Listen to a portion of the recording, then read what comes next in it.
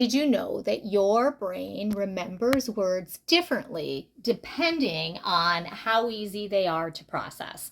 That might not sound like it has anything at all to do with children's books, but it actually has a lot to do with choosing a title for your children's book. I am also a grade one teacher and I spend a lot of my day teaching kids how to read. And I'm always thinking about how kids learn language, build vocabulary, and connect meaning to words. And the more I've learned about the science behind processing language, the more I've started to think differently about children's book titles. A book title isn't just a name, it's one of the very first pieces of our story that connects with a reader.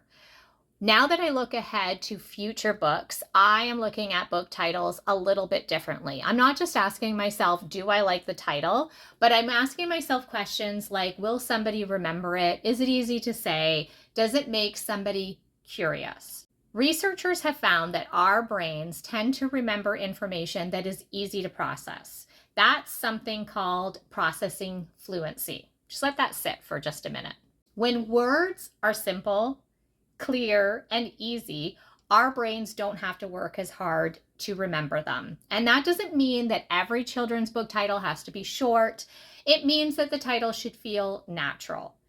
Think about some of your favorite children's books. Chances are you still remember that title years later. And that's because memorable titles give our brains something to hold on to. A book title creates an expectation. Before you even open a book, your brain is already making a bunch of tiny predictions. What kind of story is it? How is the story going to make me feel? Do I want to find out what's going to happen next? All kinds of really important questions. I want to take you back on a little journey. When I was getting ready to publish my very first children's book, the title is Grade One is No Fun. I put it out to a whole bunch of beta readers. I was looking for as much feedback as I could get. And I got some feedback from another children's book author. And their feedback to me was that they would never allow their child to buy a book with a negative book title. And that really took me back. I have to admit, it stopped me in my tracks. And I had to stop and think, is this the right title for the book? Am I making the wrong decision? And it really kind of set me into a tailspin.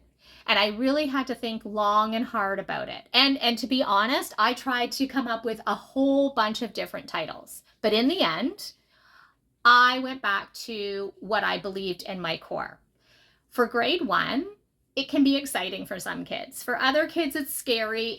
It's new, it's different. There's a lot going on. And that's exactly where the story came from. And my character, Henny D, that's where she begins her journey. So the title wasn't about grade one being awful. It was about creating the question, why isn't grade one fun? What happened? Is Henny D going to change her mind? That's the story. So yes, I think it's absolutely important to get feedback from other people. And I also think it's important to understand the science behind book titles. But I also think you need to ask yourself, is my title easy to remember? Is it easy to say? And does it spark curiosity? But there's also something that the research cannot answer for us. And that is, does the book title feel right to you? Because you are the author. This is your story. This is your work that you are putting out there. I would really love to know, have you ever changed the title of a book because of feedback that you got from somebody else? Leave it in the comments.